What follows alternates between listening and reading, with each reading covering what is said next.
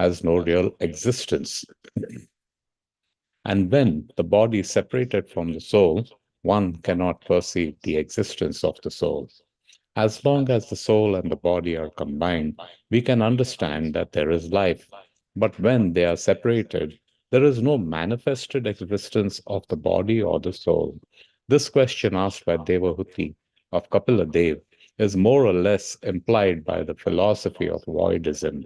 The voidists say that consciousness is a product of a combination of matter, and that as soon as the consciousness is gone, the material combination dissolves, and therefore there is ultimately nothing but voidness. This absence of consciousness is called nirvana in Mayavadi philosophy. Hare Krishna.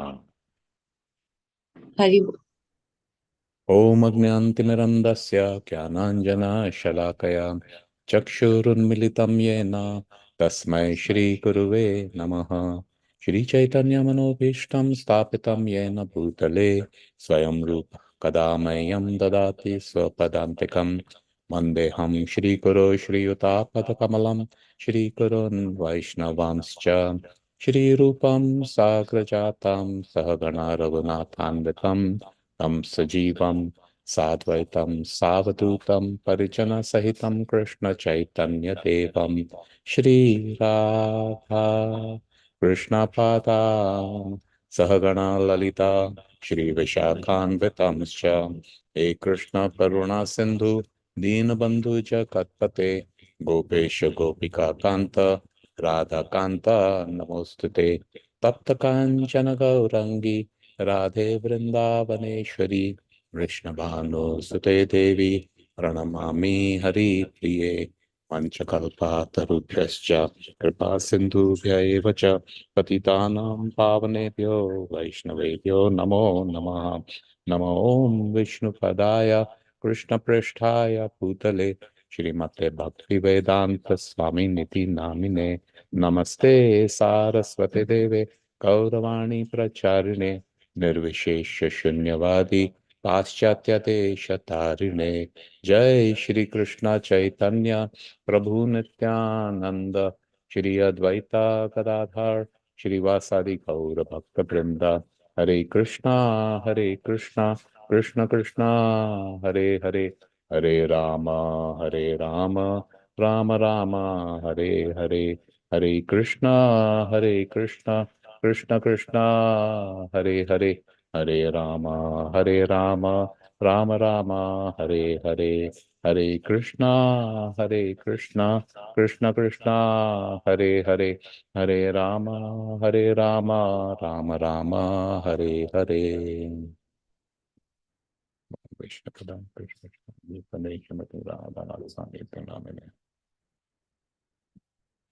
Thank you everyone for joining today morning's Bhagavad class. So what we're going to learn today or focus on Prabhuji, Hare Krishna. Can I interrupt? Prabhuji, your voice is echoing. Oh, give me a minute. Sure.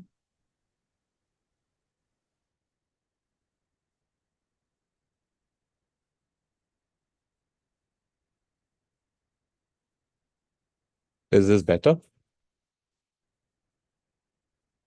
Yes, Prabhuji, I think so. Yeah. Okay, thank you. Thank you, Haribol. So what we're going to focus on is spirit and matter, their interdependencies and transformations. Okay, so it's pretty much basic, but it's good to go back to the basics. Before we go, a small realization which I'd like to share with you. Yesterday was a very, very auspicious day, and Sri Advaita Acharya's appearance day. Advaita Acharya is the personality uh, who is responsible for bringing Mahaprabhu, to perform his leelas here on Mother Earth. And Mahaprabhu is the person who has distributed love of Godhead without any consideration. It doesn't matter qualified. The highest treasure, he has just given it like this. Now, in his lineage comes, a Guru Parampara, who have then further been distributing. And today, we have this opportunity from a material consciousness to come to a spiritual consciousness to who we are. So if we actually look at this, then we understand the significance of who Advaitacharya Prabhu is. Now, yesterday, there were just, the um, temple room can accommodate around 300 or 350 devotees. But yesterday, it was just a handful of devotees, maybe about 30, 40, a small number, a fraction of what the capacity is and what the congregation is. Um, and that seemed to be a little disappointing. And then while sitting prasadam, we were talking, and I said, yeah, it's not, it's disappointing that only so few people. And it was a wonderful event. Madhupati Prabhu gave, a very simple class, but he really brought out the qualities of Advaita Acharya. The prasadam, fantastic. So anyway. Then Mataji said, Satyabhama Mataji said, she's saying that it is, listening, when we understand the significance of something, that is when we realize its value. Anyway, it is a weekday and it is understandable that, next day you have to go to work and it is difficult. But all the same, the thought which came to mind is that, yes, there are difficulties in life. That is the nature of material living. That's the nature. You can't change that. There are difficulties. But, in spite of the difficulty, we engage in acts of Krishna consciousness, that brings us closer to Krishna. And if everything is rosy and hunky-dory and, everything is comfortable and we're doing Krishna consciousness, then there is the tendency or the risk that we can get further away from Krishna. Like Mother Kunti prayed that, please give me more and more difficulties because that's when I really think of you intensely. So, these were the thoughts which were coming. Of course, it's not to pass judgment on everyone. Each one of us has our own challenges, but just keep this in mind what Bhakti Tirth Swami Maharaj has said, that when the desire to serve exceeds one's capacities and capabilities, but even then you still want to serve, that is when divine empowerment happens. Hare Krishna. So, Prabhu's, Mataji's, first point to understand is whatever there is Krishna and Krishna's. Just these two things, that's it. Yeah, so Krishna is, we say that all that exists is God and gods. So God, Allah, Jehovah, different names that we call him with, these are all titles, CEO, CFO, manager, whatever it is. So title, talks about a position and what that person does and, what is his accountability, responsibility, authority. That's what, the title conveys. Now, that title is not something abstract. It is conferred upon a person. You don't put title on an energy, right? It is on a person. The person has a personality which is very distinct and unique to that person. It defines that person. Now, in our normal understanding, many people could have the same title. So if you look at a CEO, the head of a company, there are so many companies, you can call them CEO. However, Bhagwan, has only conferred on only one person. No one can be Bhagwan. No one is equal to him, or no one is, higher than him. Everyone is subservient, and there is only one Bhagwan. And as a person, we have names. Therefore, Bhagwan also has name. His original name is Krishna, and he is the supreme proprietor, the supreme controller, and the supreme enjoyer. Having these three attributes, he is all attractive. Hare Krishna. So now let's understand, how this is laid out, Krishna and Krishnas. So Krishna is called Shaktiman, yeah, the energetic source, the possessor of the energy, Shaktiman. And his energy is further categorized into two, that is Parashakti and the Aparashakti, the superior and the inferior energy. Now, the Parashakti is further classified as the internal energy and the marginal energy, whereas the apara Shakti, the inferior energy, is called the external energy. Now, the internal energy is further three, that is Sat, Chit, Anand, and the Tatastha Shakti, that is V, the jiva, the marginal energy, part and parcel of Krishna. So all of us are his marginal energy. Now, being very, very minute in nature, there is always a choice to be connected in a natural situation, which is here, Parashakti. We can either be connected to the internal energy, or the choice is to come over here to the external energy.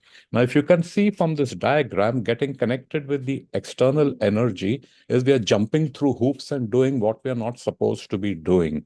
Your natural state is to be here on the left-hand side, but there is that choice where you can go and be, from normal to abnormal. So, this is what, when we say all that exists is Krishna's and Krishna's. Now, what happens is, Hare Krishna, that when the spirit, that is the Tatastha Shakti, the spirit soul, all of us, what happens when it gets connected to the matter? What is that relationship looks like?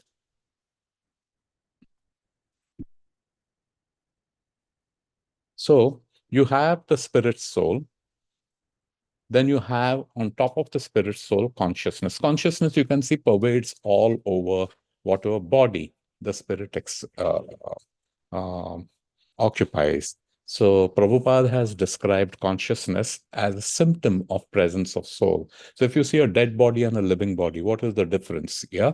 The only difference is that there is no consciousness. Why is there no consciousness? Because the soul has left the body. Then from the consciousness, there's the next layer called ego, the sense of being, I am, aham.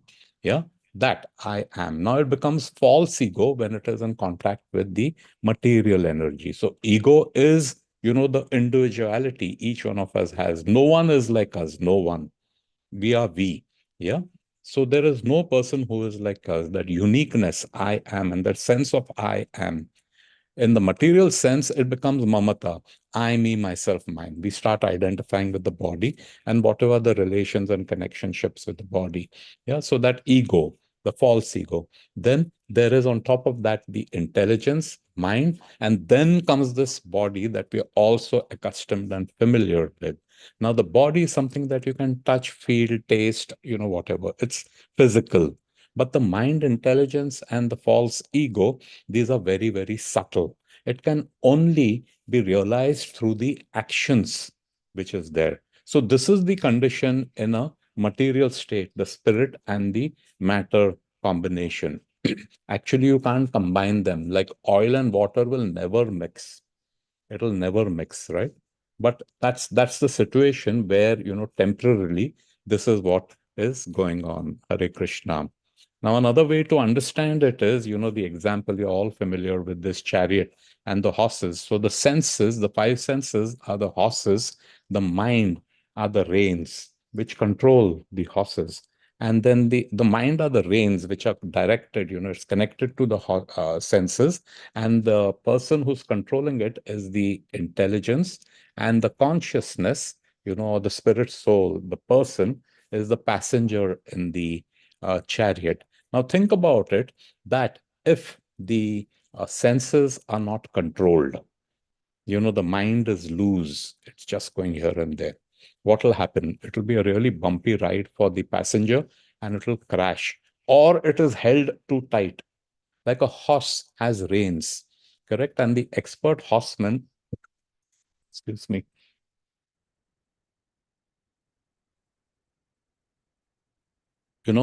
he, if you hold it, the horse will, not be able to do what it's supposed to do, too tight.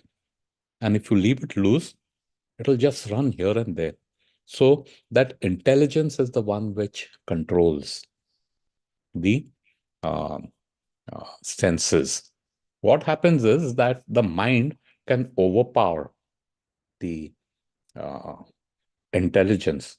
And then whatever are the sense objects that the senses latch on to, it chases that. Hare Krishna. So, what are the dependencies? Like Prabhupada's purport we've just read is that the soul cannot exist, quote unquote, without a body, and the body cannot exist without the soul. This is what is the apparent manifestations that we see. Soul can exist independent without the body. It can do that, correct? But whatever we see for our perception to know that, oh, okay, this, person is alive means, soul is there. Yeah. And if the soul has the desires and it needs to do something, then the body is there. Now, if you see, both of them are actually opposites. Soul is Satchitanand, it is active, whereas the matter is the exact opposite. It is inert, inactive. Okay. Now, the thing which we need to realize from this is, though there is this so-called combination, matter comes from life and not the other way around. Therefore, life comes from life. Now, there are many schools of thought which say that no, no, no, like consciousness, the symptom of the soul, and thereby the soul, is nothing but just a combination of, these material elements. Okay, then fine. They have already figured out that the body has all these chemicals, correct? Why can't you put them all together and make life in a laboratory? That doesn't work. Okay. The other thing we need to understand is that we are the infinitesimal part of the infinite whole, correct? And you have the Upanishad, the opening invocation, Om Purnamada Purnam Idam. Now he is full, perfect, and complete. And from him, many complete parts and parcels come out, but still he remains complete. So you look at it like you have dough, atta, correct? And you have atta which may be about 5 pounds. And then you take a little bit out to make one paratha. You're rolling it. What happens? This becomes a little less. Yeah. And then you remove the second, third, fourth till everything that dough is not there and it's all parathas. But that's not the case with the uh, Krishna and Krishnas. No matter, and all the time there are these complete holes in themselves coming out, but still that balance remains. That's why he is God, something which is adbhut, you can't even imagine. Then being a part, you know, obviously the part serves the whole. Jivera Swarupa Hoy, Krishnera Nitya Das. Yeah. And why? Because in serving, it derives pleasure. Satchitanand, remember that, right? That Anand component, Anandamaya Abhyas. And activity is this platform on which service is rendered. So soul is very active. Yeah. However, when we are in a material state, we want to serve ourselves. Rather than serving the whole, we want to serve ourselves only. That's why we get this material body to enact our desires for sense gratification. So therefore, in a conditioned state, the soul cannot exist without a material body. Material desires are there, therefore you get a material body. Now, of course, one point to know is that there are also these things called ghosts.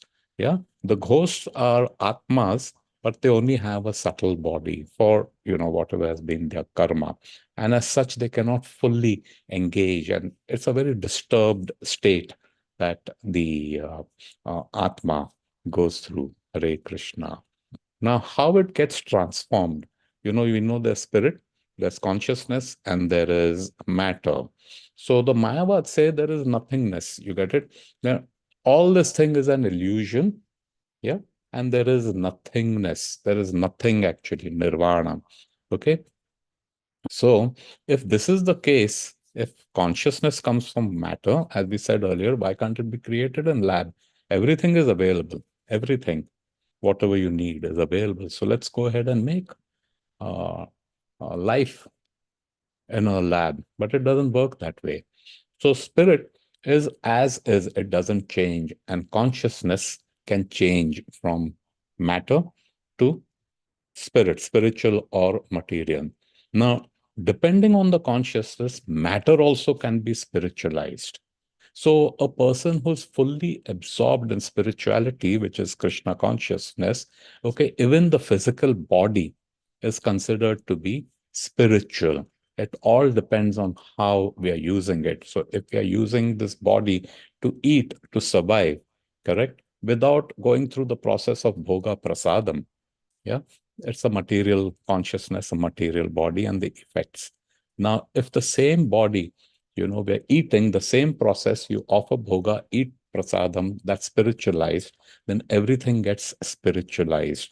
Of course, because it is matter, it is temporary in nature, it will deteriorate and finally dust to dust, ashes to ashes. That's what will happen. But as long as the soul is occupying in that body is considered to be spiritualized. And sadhana is what restores the original spiritual consciousness. So, here is now we get to the practical aspect of what we know is how from materialism we can get to spirituality. First thing, keep in mind, this mind is like a parachute. It works best when it is open. Yeah.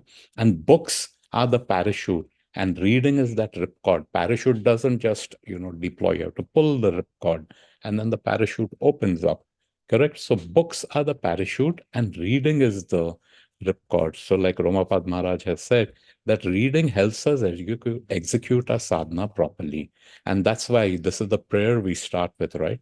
Prayer is not just to say by rote. It's not just to say mechanically. We should understand the meaning of this prayer and actually implement it. Regular attendance in classes and also reading, make it a habit to read. And that's when we can get to know, that is knowledge, you'll get information, like Krishna Namanand Prabhu said, information brings about transformation. And that transformation is materialism to spirituality. Thank you, everybody. Hare Krishna, Srila Prabhupada ki jai.